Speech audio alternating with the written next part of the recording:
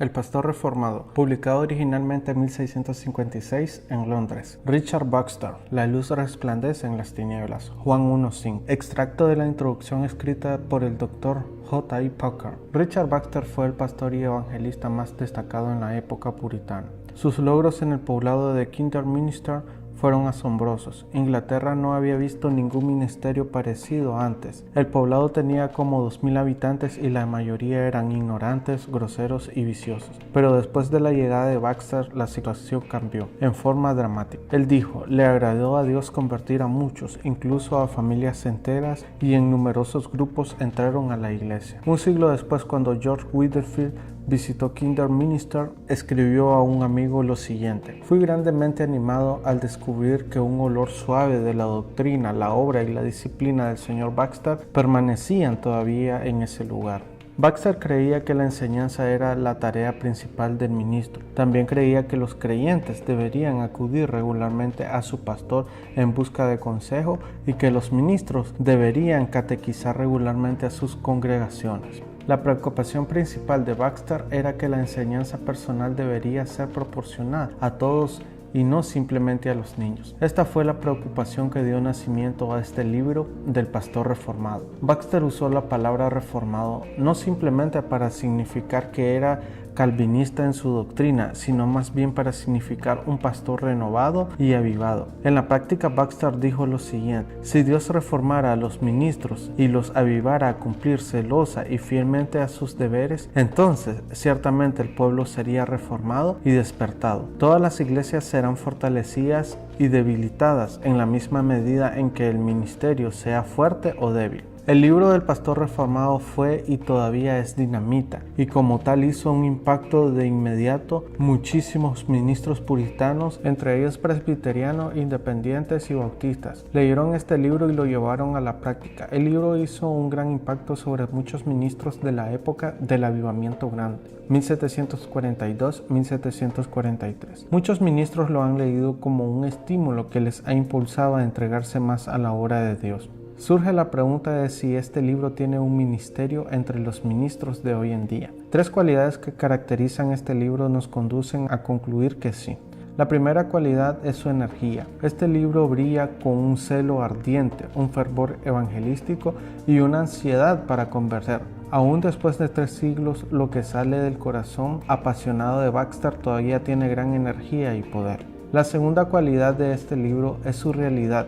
Cualquier creyente que ame a su prójimo y que realmente cree que sin Cristo está perdido, hará que el evangelismo sea la tarea principal de su vida. De lo contrario, pondrá en duda la credibilidad de su fe. ¿Por qué deberíamos tomar en serio a otras personas? Esta inconsistencia es puesta de manifiesto en forma poderosa a través de las páginas de este libro. La tercera cualidad de este libro es su racionalidad. Baxter sabía que los hombres están muertos en pecados y que solo Dios los podía convertir. No obstante, también sabía que Dios usa medios y que la gracia comienza su obra con el entendimiento. Entonces Baxter insistía en que los ministros deberían sentir la verdad de lo que predican. También deben tratar con las personas en forma individual, porque la sola predicación falla frecuentemente en impactar a las personas ordinarias. Si así fue el asunto en el tiempo de Baxter, no es cierto que es igual en la actualidad. El pastor reformado enfrenta al ministro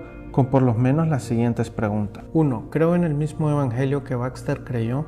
2. ¿Comparto con Baxter su convicción de que el evangelismo es una necesidad vital? 3. ¿Soy tan realista como debería ser en permitir que esta convicción moldee mi vida y mi trabajo? 4. ¿Soy tan práctico como debería ser para escoger los medios para lograr el fin deseado? 5. ¿He buscado la mejor forma para platicar regular y personalmente con mi pueblo acerca de sus vidas espirituales? Sin lugar a dudas, la forma más práctica para lograr esto hoy en día es diferente a la forma en que Baxter lo hizo, puesto que ya no existe el sistema parroquial de catequizar a todas las personas en un poblado.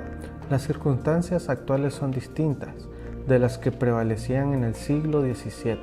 Sin embargo, la necesidad de evangelizar y de enseñar sistemáticamente a las personas que acuden a nuestras iglesias todavía existe. La pregunta que Baxter plantea para nosotros es: Si estamos tratando continuamente de cumplir nuestras responsabilidades frente a esta necesidad, si Baxter no convence de nuestra responsabilidad, entonces no nos será difícil encontrar un método adecuado a nuestras circunstancias. El asunto es que cada pastor deberá efectuar un plan para evangelizar y enseñar sistemáticamente a todas las personas que asisten a su iglesia. El pastor reformado. Esta es una versión resumida de la versión original.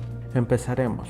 1. El cuidado de nosotros mismos. Nota introductoria. Tened cuidado por vosotros mismos y por todo el rebaño sobre el cual el Espíritu Santo os ha puesto como obispo, para pastorear la iglesia del Señor, la cual adquirió por sí mediante su propia sangre. Hechos 20:28, Reina Valera. Me propongo hablar sobre este texto en la siguiente manera. Primero consideraré lo que significa tener cuidado de nosotros mismos. Segundo, mostraré el por qué debemos tener cuidado de nosotros mismos. Tercero, aclararé lo que significa tener cuidado del rebaño. Cuarto, mostraré la forma en que debemos tener cuidado del rebaño. Quinto, mostraré algunos motivos por los cuales debemos tener cuidado del rebaño. Y finalmente haré algunas aplicaciones de este tema. Sección 1. La naturaleza de este cuidado. Primeramente, tenga cuidado de usted mismo. Asegúrese de que ha sido verdaderamente convertido. Tenga cuidado de no estar predicando acerca de Cristo a otros mientras que usted mismo esté sin Cristo. Se les ha prometido una recompensa gloriosa a los fieles predicadores del Evangelio, pero usted jamás disfrutará de esta recompensa a menos que usted mismo haya recibido primeramente el Evangelio. Hay muchos predicadores que están ahora en el infierno, quienes advertían muchas veces a sus oyentes de la necesidad de escapar de él. ¿Acaso espera que Dios le salve a usted por haber ofrecido el Evangelio a otros, mientras que usted lo rechaza? Dios nunca prometió salvar a los predicadores, sin importar cuán dotados fuesen, a menos que ellos fueran convertidos. Ser inconverso es terrible, pero ser un predicador inconverso es mucho peor. ¿Acaso no tiene miedo de abrir su Biblia y leer acerca de su propia condenación? Cuando usted predica el Evangelio, ¿acaso no se da cuenta que está incrementando su propia culpa al rechazar al Salvador que proclama? Sin embargo, es común que un predicador inconverso no se percate de su propia condición. Diariamente tiene contacto con verdades preciosas y exteriormente vive una vida santa. Él denuncia el pecado en otros y les anima a vivir una vida santa.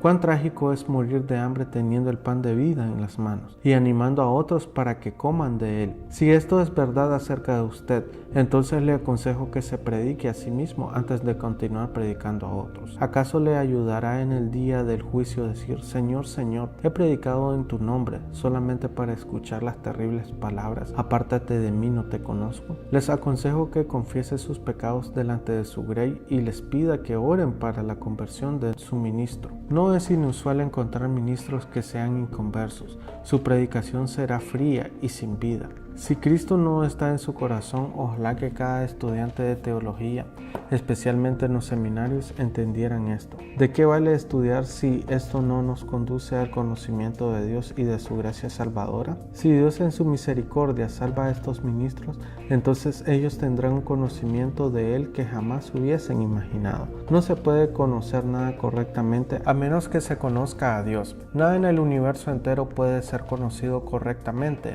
a menos que sea conocido en relación con su Creador.